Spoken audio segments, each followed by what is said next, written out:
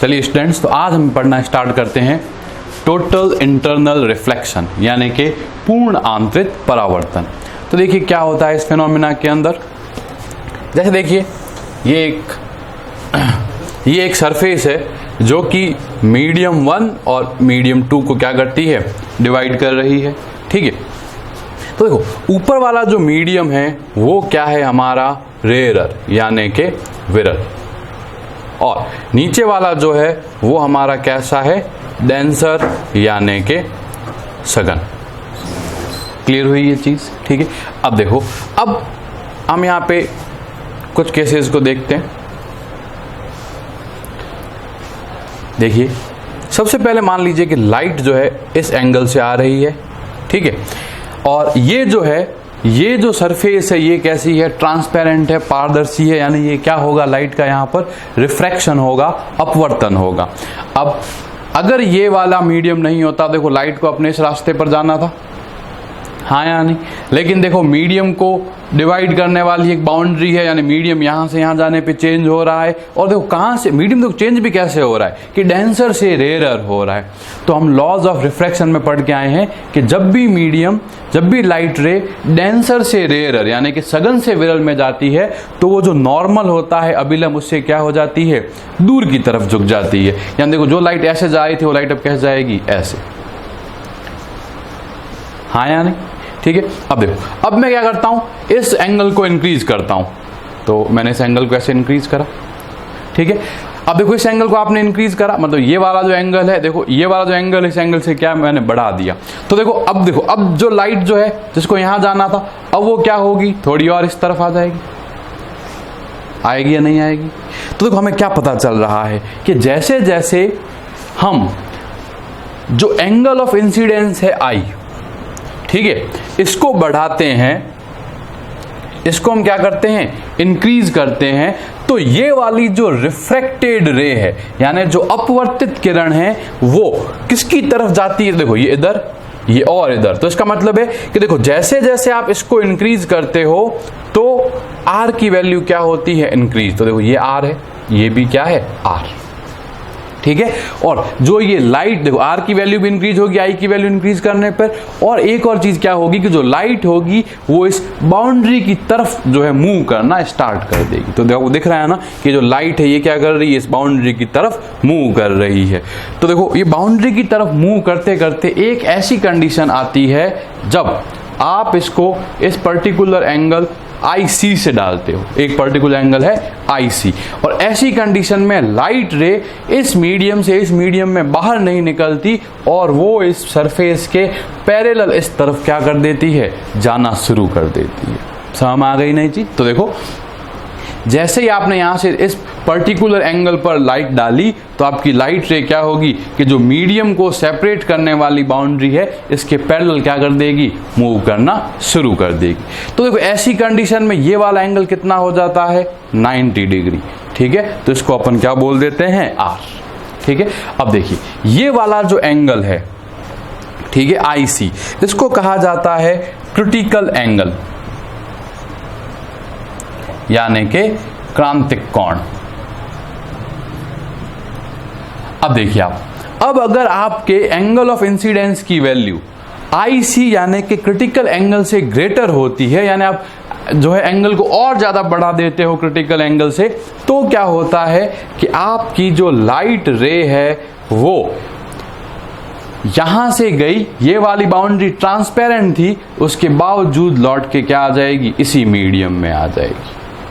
समझ आ गई नहीं चीज? मान लीजिए आपने यहां से अगर आई एंगल पे भेजी है लाइट को, तो वापस यहां से भी कितने एंगल से निकलेगी, मतलब इस तरफ आएगी आई एंगल से। तो देखो यहां पर इसका हुआ क्या, इस पॉइंट पर रिफ्लेक्शन हो गया, ठीक है, यानी क्या हुआ, परावर्तन। अब लेकिन देखो ये वाली बाउंड्री तो कैसी थी, ट्रांसपेरेंट थी। तो देखो ट्रांसपेरेंट बाउंड्री होने के बाद भी हमें यहां से इसका क्या नजर आ रहा है, रिफ्लेक्शन यानी कि परावर्तन नजर आ रहा है। और ये वाला जो फिनोमेना है, ये वाला फिनोमेना क्या कहलाता है, टोटल इंटरनल रिफ्लेक्शन यानी कि पूर्ण आंतरिक परावर्तन कहलाता है, ठीक है। अब देखो इसमें सबसे इंपॉर्टेंट चीज है क्रिटिकल एंगल यानी कि क्रांतिक कोण क्या होता है। तो अपन ये बोलते हैं क्रिटिकल एंगल यानी कि क्रांतिक कोण एंगल ऑफ इंसिडेंस यानी कि आपतन कोण का वह मान होता है जिसके लिए अपवर्तन कोण यानी कि रिफ्रैक्शन एंगल किसके इक्वल हो, 90 डिग्री के इक्वल। ठीक है, और लाइट कहां से कहां मूव करनी चाहिए, डेंसर मीडियम से रेयर मीडियम की तरफ मूव करनी चाहिए। तो इस कंडीशन के अंदर जो हमारा एंगल ऑफ इंसिडेंस होता है वो क्रिटिकल एंगल होता है। याद रखेंगे, क्रिटिकल एंगल जो है वो रिफ्रैक्शन एंगल नहीं है, यानी कि अपवर्तन कोण नहीं है। जो एंगल ऑफ इंसिडेंस है ये क्या होता है, क्रिटिकल एंगल होता है। और क्रिटिकल एंगल से ज्यादा एंगल पर अगर लाइट को इंसिडेंस करवाया जाता है तो लौट के वापस उसी मीडियम में, उसी माध्यम में आ जाती है, और इस फिनोमेना को हम क्या कहते हैं, टोटल इंटरनल रिफ्लेक्शन यानी कि पूर्ण आंतरिक परावर्तन। ठीक है, तो अब हम क्या करते हैं कि एक बार इस IC की वैल्यू कैलकुलेट करने की ट्राई करते हैं।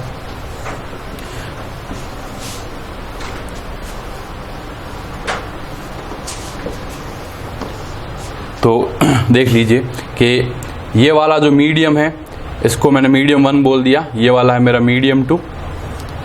ठीक है, लाइट रे यहां से जा रही है, ये वाला एंगल हमारा कितना है, IC।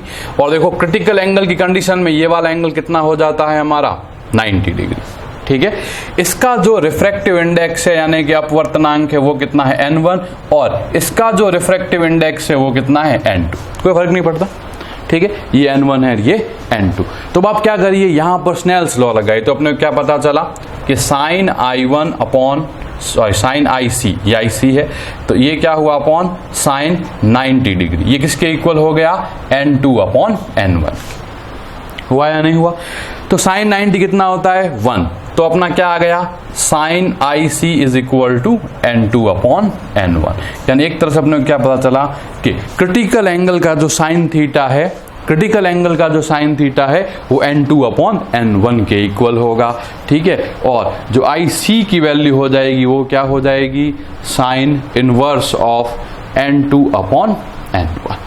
ठीक है, तो ये वाली जो चीज है ये चीज क्या कहलाती है, क्रिटिकल एंगल कहलाती है। समझ में आई ये चीज आप लोगों को? ठीक है, अब देखो, अब हम ये देखते हैं कि आखिर इस टोटल इंटरनल रिफ्रैक्शन के क्या क्या एप्लीकेशंस होते हैं, क्या क्या मतलब क्या क्या इसके अनुप्रयोग होते हैं। ठीक है, तो देखो सबसे पहला जो है,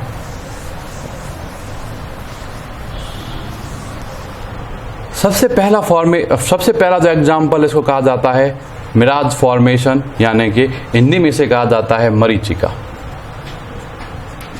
ठीक है, अब क्वेश्चन है कि ये मिराज यानी कि मरीचिका का फॉर्मेशन कैसे होता है। तो पहले आप ये समझिए कि मिराज यानी मरीचिका क्या होती है। तो जब भी गर्मी के दिन होते हैं तो किसी भी रोड पर या फिर कोई भी सतह पर हमें ये आभास होता है दूर से कि वहाँ पर क्या है, पानी की उपस्थिति है। तो ये जो पानी की उपस्थिति जो होती है, इस पानी की उपस्थिति का हमें क्या होता है, आभास होता है।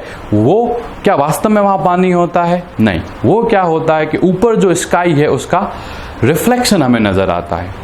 ठीक है, अब देखो हमारा ब्रेन, देखो हमें ये चीज पता है ना, कहीं से जब आप पानी के पास जाते हो तो आपको क्या पानी का रंग नजर आता है? पानी का तो कोई रंग नहीं होता, पानी का कोई कलर नहीं होता। वो जो ब्लू कलर आपको वाटर नजर आता है वो क्या होता है, ऊपर जो स्काई है उसका कलर होता है। तो जिस कलर का स्काई होगा वो पानी का कलर हमें तालाब में नजर आएगा, या फिर कोई भी तरह के नदी में या फिर समुद्र में नजर आएगा।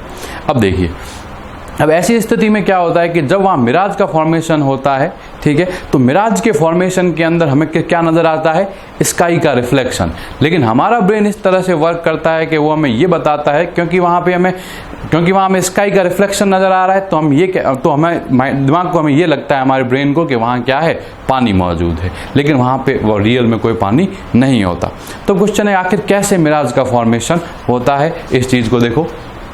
तो देखिए कि बहुत ही ज़्यादा गर्म दिन होते हैं, ठीक है, तो आपको पता है, जैसे मान लीजिए कि यहाँ पर आप यानी यहाँ पर कोई क्या है, एक ऑब्जर्वर खड़ा है, कोई भी एक क्या है, प्रेक्षक खड़ा है। ठीक है, अब यहाँ मान लीजिए कि कोई एक क्लाउड है, यानी ये क्या है, कोई भी एक बादल है। ठीक है, अब देखिए यहाँ पे पेड़ भी रख सकते हैं, पेड़ का परछाई नजर आएगा तो भी हमें लगेगा कि वहाँ पानी है। ठीक है, तो देखो क्या होगा।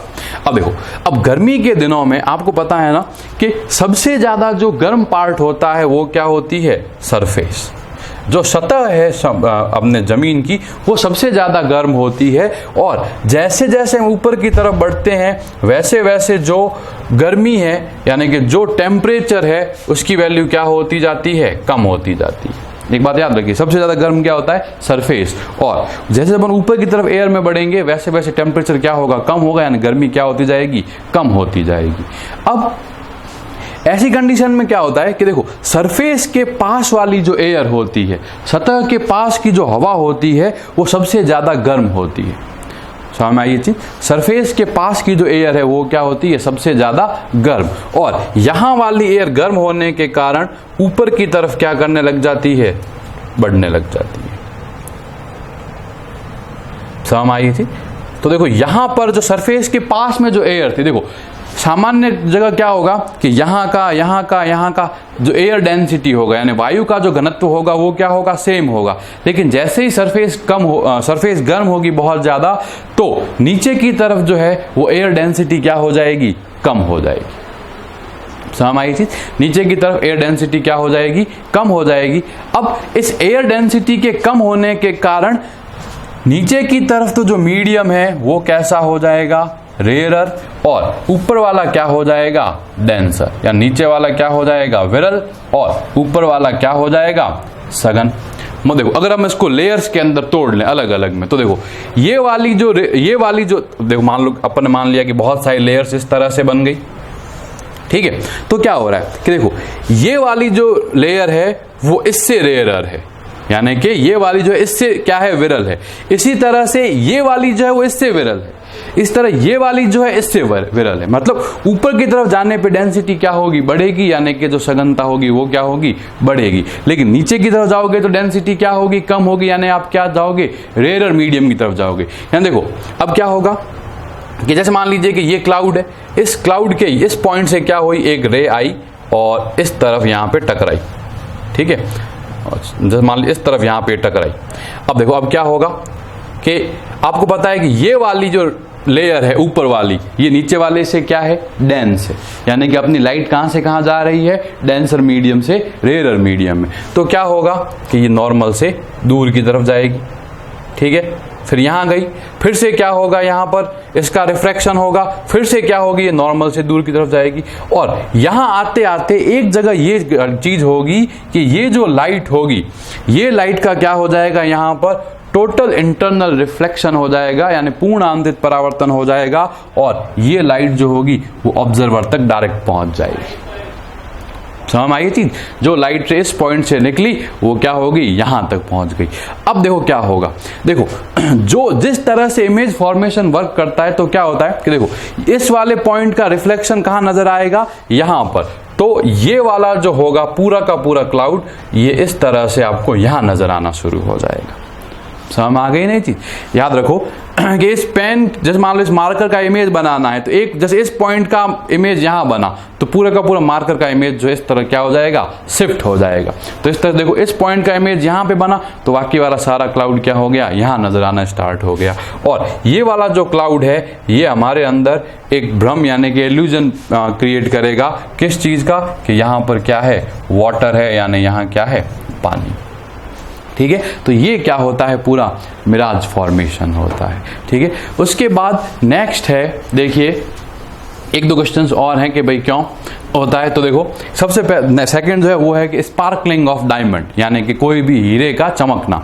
तो देखो हीरा एक तरह से क्या होता है कि कांच का ही एक अलग तरह का टुकड़ा होता है, और तो अपन जो है जैसी चमक हीरे में आती है वैसी कांच के टुकड़े में भी हम बना सकते हैं। तो इसके लिए क्या किया जाता है कि हीरे की जो परतें होती हैं, डायमंड की जो लेयर्स होती है, उनको इस तरह से काटा जाता है कि एक बार लाइट जब उसके अंदर एंटर करती है तो बाहर निकलने से पहले कई बार वो टोटल इंटरनल रिफ्लेक्शन से गुजरती है।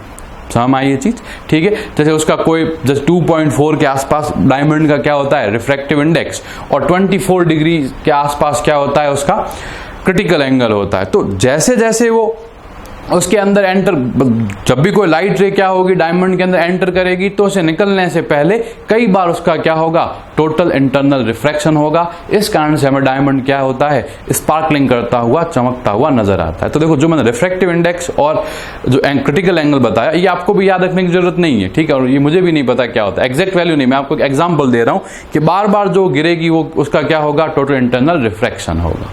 ठीक है, थर्ड जो इंपॉर्टेंट चीज है वो आती है हमारी, ये होता है ऑप्टिकल फाइबर। ठीक है, तो देखो ऑप्टिकल फाइबर्स क्या होते हैं, ऑप्टिकल फाइबर्स वे वायर होते हैं जिनसे कि ब्रॉडबैंड जो है चलाए जाते हैं। तो जो भी ब्रॉडबैंड के अंदर इंटरनेट यूज करने के लिए जो वायर आता है उसके अंदर जो पतले पतले से क्या होते हैं, वायर होते हैं, उनको कहा जाता है ऑप्टिकल फाइबर।